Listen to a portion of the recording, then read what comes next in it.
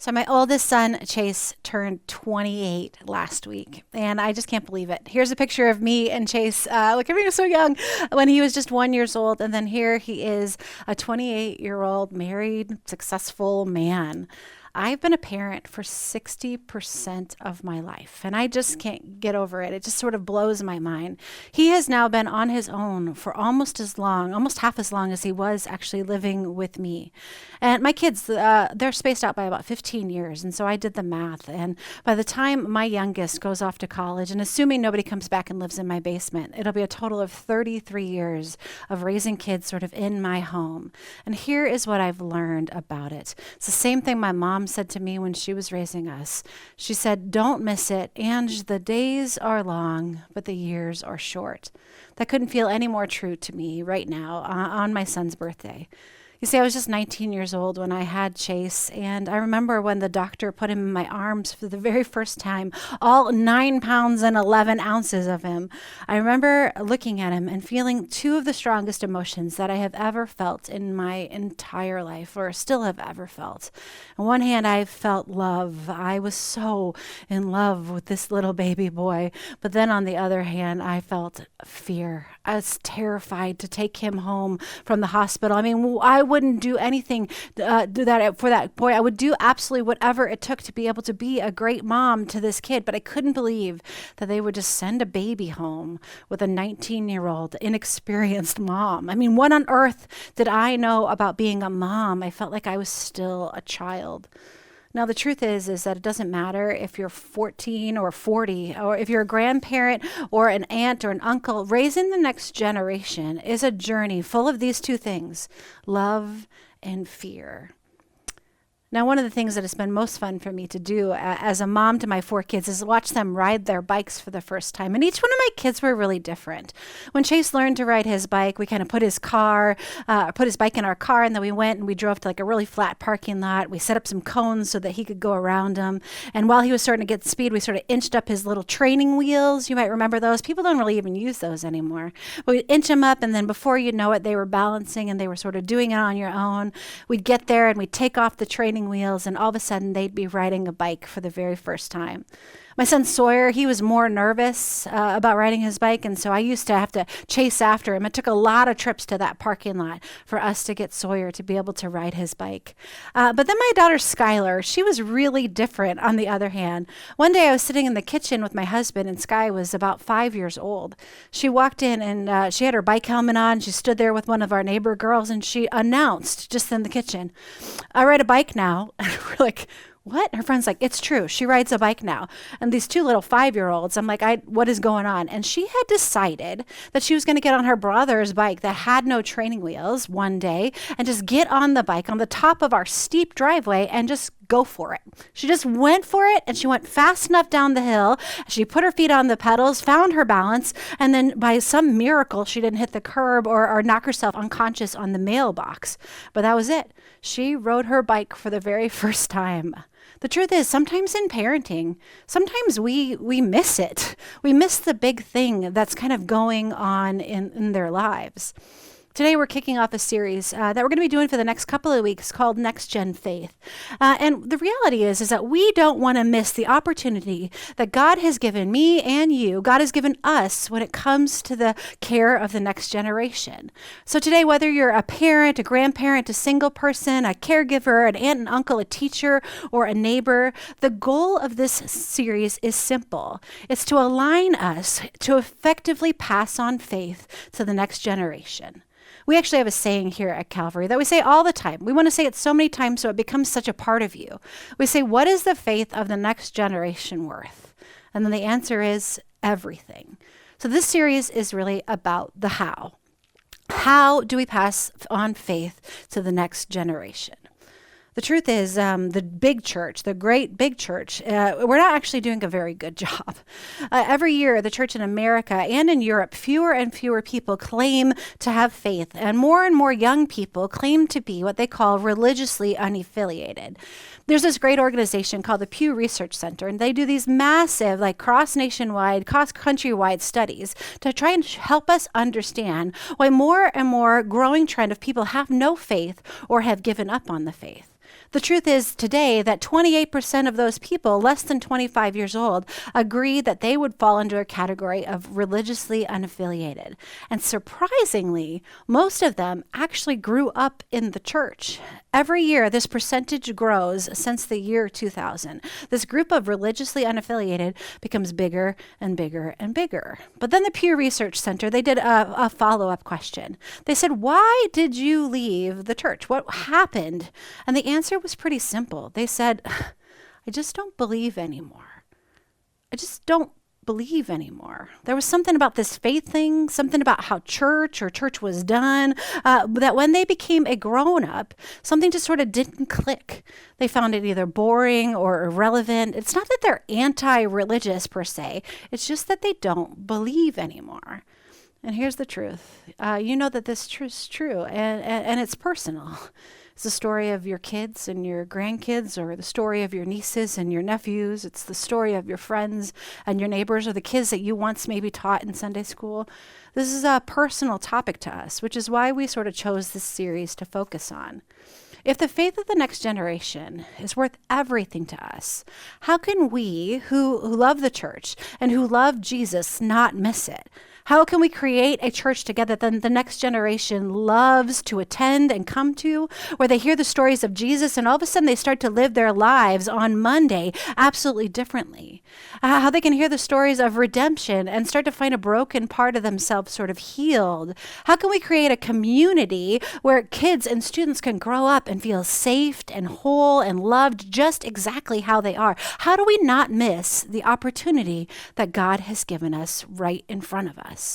And then on top of it, how do we create safe spaces for parents and caregivers to express both their love and their hopes for their children, but also their fear and their anxiety and their worries? How do we actually do this important work together? So back to our question, how do we pass on the faith to the next generation? So friends, whether you're gearing up to be a vacation Bible school volunteer, or you got teens in your home or toddlers, here are 3 keys for how we can pass on the faith to the next generation. The first of these keys is to add home and the church. Now, sociologists Christian Smith and Amy Adamczyk conducted an interview-style study of hundreds of families who self-identified that they found faith to be a very important part of their home lives. And they interviewed people cross-denominationally, meaning that they interviewed Baptist people and Lutheran people, but they also did it with a variety of faith expressions. They interviewed Jewish folks and people who subscribe to Buddhism or a Hindu faith. And their research, this longitudinal study, showed that there's one way that faith is actually passed from one generation to the next. This is a quote from their book. In our culture today, parents are primarily responsible for passing on religious faith and practice. Religious congregations are secondary and primarily supportive. So in some ways, the church, historically, we got the order wrong. Instead of it being home plus church, we actually switched it to be church plus home. If you look across the country, you'll see these education wings that are built in like the 1960s or 1970s, and they almost all sort of sit empty.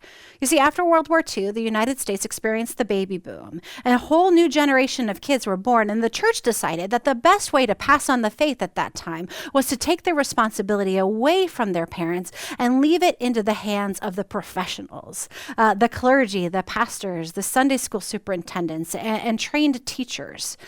Faith at that point was something that we had to teach, and it turned into this academic exercise that had objectives that you were supposed to meet. When I was growing up, I had to take sermon notes in order to get reviewed those sermon notes from my pastor. In order for me to be confirmed in the Lutheran Church, I actually had to take a test on the Apostles' Creed. From the first time in all of human history, the paradigm was shifted from home to church. Instead, it switched from church to home instead of the other way around. And what ended up happening is that parents and caregivers started to feel like they were not equipped, like they didn't have the tools to be able to pass the faith on to their own children, and so then deferred it to the experts, the church professionals like clergy. And we ended up creating a gap between church and home. After this study from Kristen Smith and Amy Amderzak, they discovered that if we actually want the next generation to have faith, we have to flip the order. We have to put home first and then church. We actually have to pour into the lives of parents, caregivers, and mentors. We have to talk about their fears and anxieties and worries and help them with the overwhelmingly challenging task of what it means to raise kids today. They say that we actually have to meet kids and parents where they are at and be able to equip those parents, caregivers, and mentors with ways that they can practically engage faith in their home. You see, friends, we know that this is true. We know that parents need new levels of support more than ever before in human history to provide for the physical, social, and emotional well-being of the children and teenagers that are in their home. The truth is, the church only gets about 40 hours in a whole year with a student. And that's if you're lucky. If your kid isn't in hockey or dance, that's probably a lot less hours. But parents and caregivers, they actually get 3,000 hours a year with their kids or students that live in their home. In those 3,000 hours, parents are going to have more of an influence than the church is ever even going to be able to even close to have. But also, parents and caregivers need support in those 3,000 hours a year because raising kids and students is hard. It is too hard and it's too important to be done alone. You see, Jesus, when he was resurrected from the dead, he was talking to his disciples. He gathered this group of 12 and he told them to be his witnesses. He said, go and teach others, teach them everything that I have taught you. And the early disciples, their philosophy was to start gathering in each other's homes. And this is what it says in Acts chapter 2. It says, they devoted themselves to the disciples' teaching and to fellowship and to the breaking of bread and to prayer. All the believers were together and they had everything in common. They sold property and possessions to give to anyone who had in need. They were together and they had everything in common, meaning that the early church model, everyone was looking out for the needs of their neighbors. They were all kind of taking care of each other, making sure that everybody had enough food, making sure the kids were watched after. Friends, I think to be the community that we all need, especially for today's parents and caregivers, we all feel like it's just sort of too much. And so the truth is we get to do this together. This is actually how God designed the church to be. Recently, I had a friend call me and said, hey, Angie, my wife is working and my kids have a late start from school and I have a meeting at work that I absolutely have to be at. Can one of your teenage kids come over and watch my kids because we don't have any family in town? And I was like, hey, friend, I hear you. I hear you entirely. But my kids have extra practices as well as lifting for their sports. I don't really have anybody that can watch during that time. I said, but I have an idea. I bet I can name 10 retirees from this church that this friend is a part of who would love to watch your kids before school. I started naming off a couple of people and he called the very first one and immediately got a yes. The truth is if we want faith for the next generation, we need to spend our energy supporting the parents and caregivers who are working the 3,000 hours a year with the next generation. Now, the second key to passing on the faith to the next generation is to put authenticity over authority. Friends, we are so worried when it comes to passing on faith to the next generation that we don't have the right answers. We don't have the right answers about God. But the truth is that faith has never been about certainty. When a kid asks a really big question like, hey, did Adam and Eve have belly buttons? We're tempted to want to sort of have the answers. We're so content with trying to have the right answers so we can sort of prove some sort of level of authority that we forget to embrace kids' curiosity. We forget the fact that God has given kids just as much agency as God's given us. We forget to answer with humility. Now, the truth is, this doesn't just have to do with faith. It has to do with everything when it comes to being a parent, a caregiver, a friend, or a mentor. It's about being real. Here's an example in my own parenting journey with my husband. There was one family trip that we took, and we were all shoved into this little rental car, and we're trying to navigate our way through a big city. And then all of a sudden, my husband, Ryan, sort of read the very confusing GPS wrong, and he turned our car with our whole family in it into 5 lanes of oncoming traffic.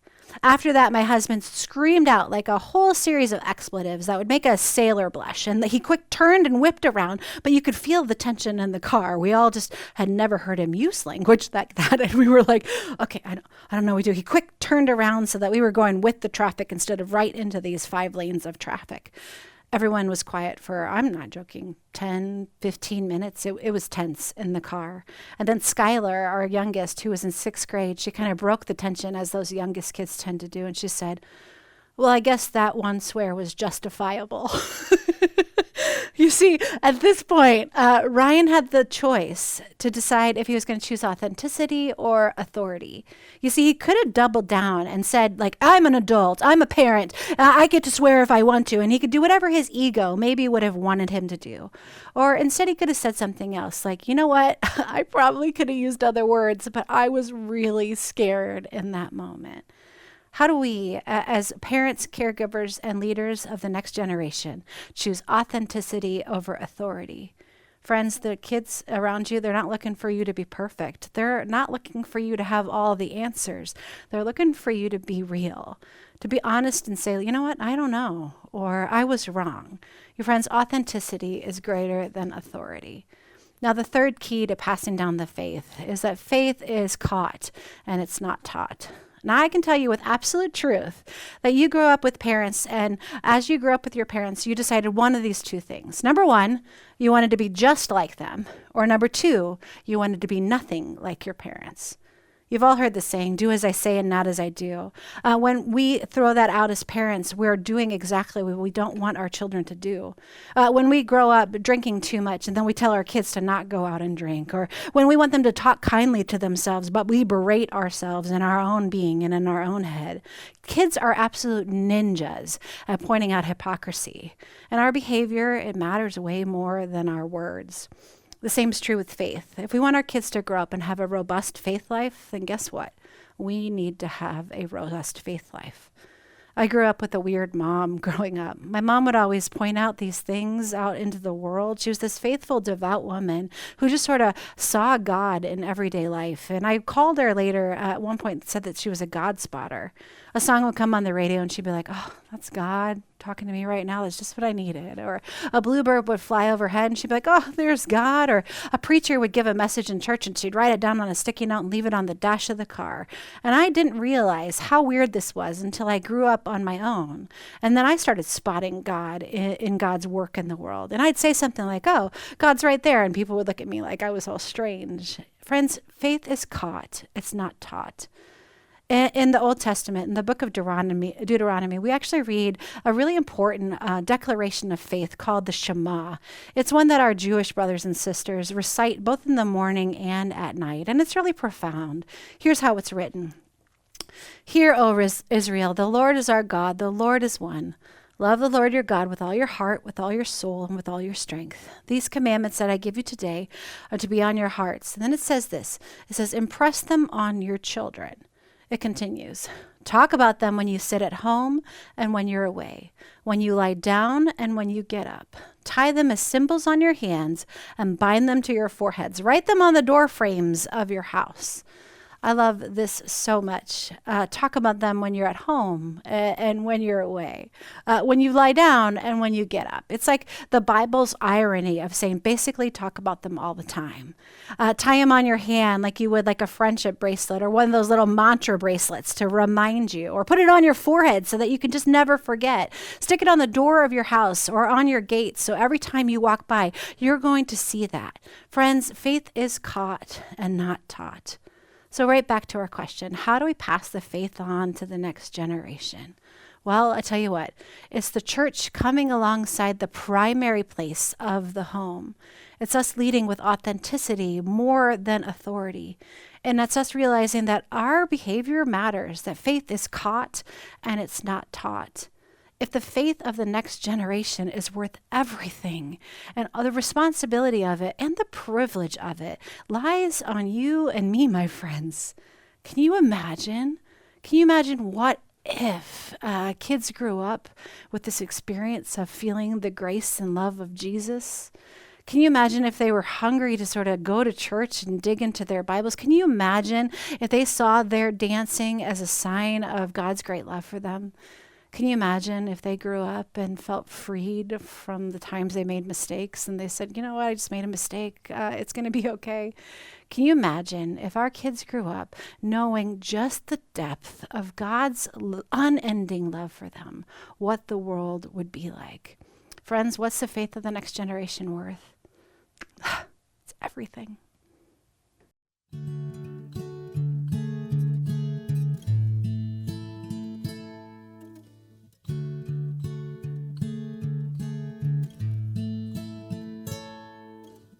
All this pain, I wonder if I'll ever find my way.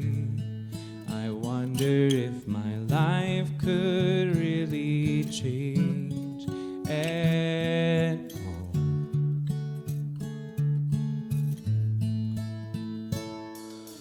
All this earth, could all that is lost ever be found? Could a garden come up from this ground at all?